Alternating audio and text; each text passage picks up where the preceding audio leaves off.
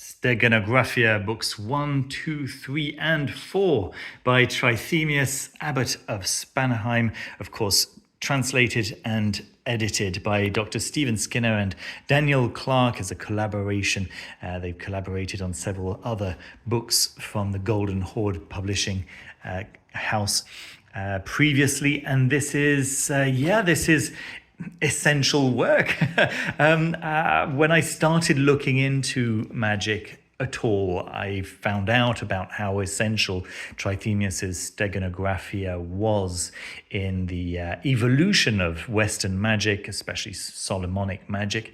And, looking all over the place, I only really found the previously available translations from the 1980s of the books 1 and 3. In fact, those were even incomplete. But Dr. Skinner and Daniel Clark have made available now the whole of Steganographia, all 4 books, including the previously unavailable lists of spirits from books 1 and 3. So what do we get here? It's a hardcover book. It's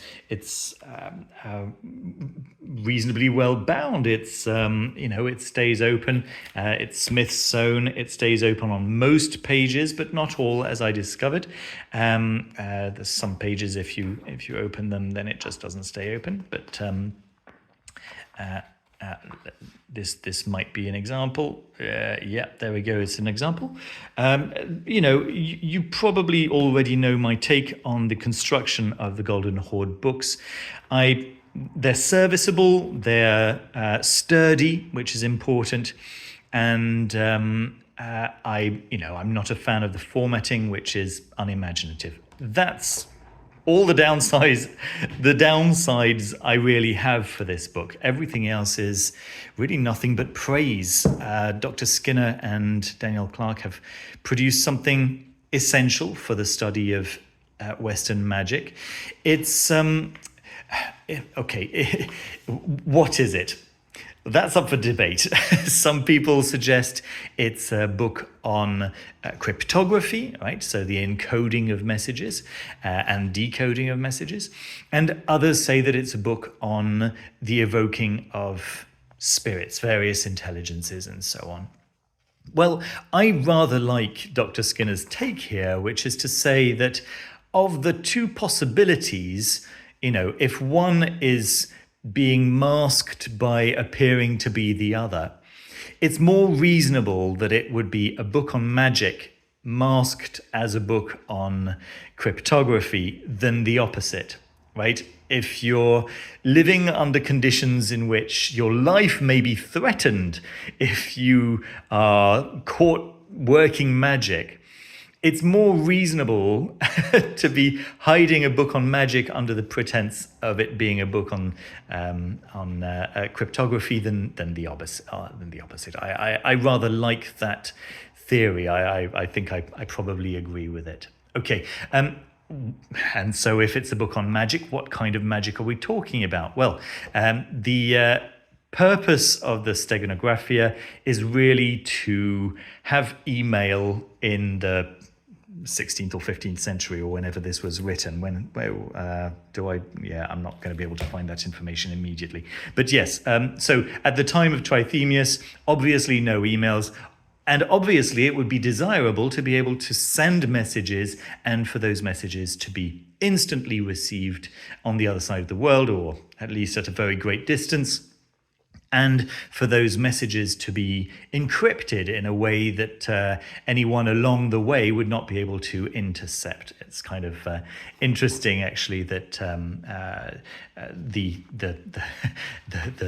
the infamous nature of the Steganographia comes from the fact that Trithemius sent a message to a friend about his work. And his friend unfortunately died while the message was in transit, while the letter, the physical letter was in transit, and it was intercepted by an official, an abbot of the abbey that his friend was at, right? And so that abbot actually took steps to make sure that everybody knew that Trithemius was an evil man performing evil tasks, of evil magic and so on.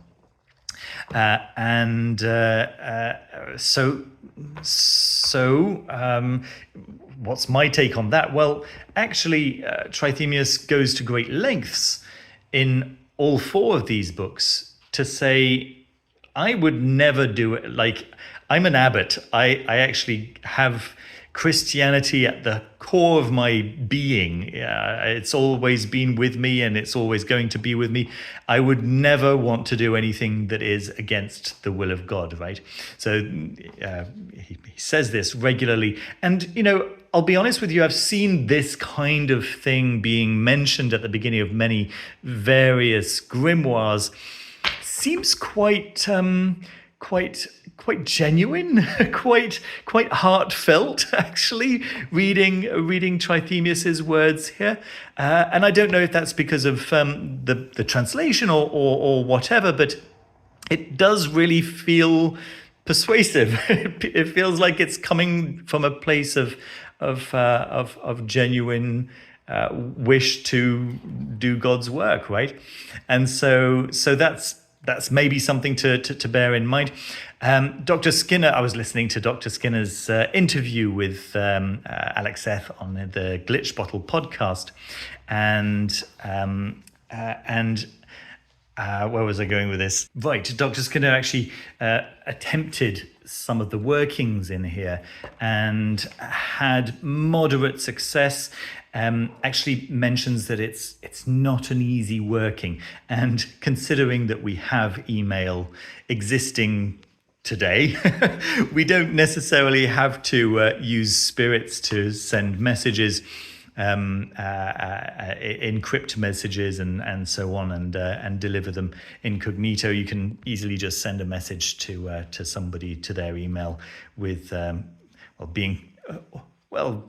certainly pretty sure that it won't be discovered anyway. So how useful the stated purpose of the magic in this book it may or may not be is kind of beside the point, because beyond that, what's very interesting here is the lists of entities. That's the first thing. The lists of entities which are, well, Dr. Skinner describes them as sublunar, so aerial entities, not necessarily angels, although certainly many of these entities, are ending with that suffix L, right? So of God, and I would. I don't know. My own opinion might be that some of these might be considered to be angels. And certainly towards the end of the book, we have, towards the end of book 4, we have an entire section dedicated to Shem Ha-Mephorash. Not the 72 angels that I'm used to finding described in a section on Shem Ha-Mephorash, but in that section he certainly describes which choir of angels should be reached out towards, right? And so it's clearly angels. Certainly in that little section, it's definitely angels being mentioned. The first book is a list of 31 entities that are conjured according to their direction, to the direction of their wind, right? So you check what direction the wind is coming from, and that will inform which entity to call. And each entity has got its own specific way of being called. Let me just get to that first chapter over here. So the first book, excuse me. So the first book has got 31 chapters, and each chapter deals with the way of evoking that particular entity, right? That particular sublunar, according to Dr. Skinner, entity. It also gives a number of the entities who are under the rulership of that main entity, right? And so when you call that entity, you then ask for any of these examples, right? They are just examples. He says, well, some of them have got 200,000 entities being ruled by them. But here are just, a handful that I'll give you the names of, and you can work directly with these because, there's really no point in my giving you more than that because just pick from some of these, right? And that entity will then go and deliver the message to the other party who is waiting, who knows how to evoke these entities and to receive the message. So Dr. Skinner was saying that when he had attempted it, the message was not clear, and he ended up suggesting delivering the message through dream, which apparently bore better results, but nevertheless certainly not as clear results as sending an email. So maybe go ahead with that. But once again, the stated purpose of knowing about these entities is one thing, but the potential that's here is quite another. These entities are described in the Goetia of Dr. Rudd under Theurgia Goetia, right? So not Ars Goetia, which is the most famous one where all the 72 demons are listed, but rather under Theurgia Goetia, so the theurgy of the Goes. So this is clearly where those entities first appear. I guess, right. There we are. So that's that. What do we have also? Yes, in the chapter 4 there is. In the book number 4, there is I told you already about the Shem Ha-Mephorash there, but there's also a working for creating a bell that will call a particular entity. So it's a magic bell, right, that you can use to call upon an entity. Listen, I've had a rather illuminating time reading this. It's given me some insights into techniques that I hadn't previously thought of. It's given me an insight, even just this chapter on the Shem Ha-Mephorash. I'm currently taking Dr. Aaron Davis's course on the Shem Ha-Mephorash. It's called Working the Names. It's a Blackthorn School course. It's very, very good so far. And reading this chapter on the Shem Ha-Mephorash has really given me some further insights regarding timing. Right, certain angels are best called at various times, and that's something that I hadn't necessarily seen done well elsewhere. This really holds all those details, and of course we've got both the original tables and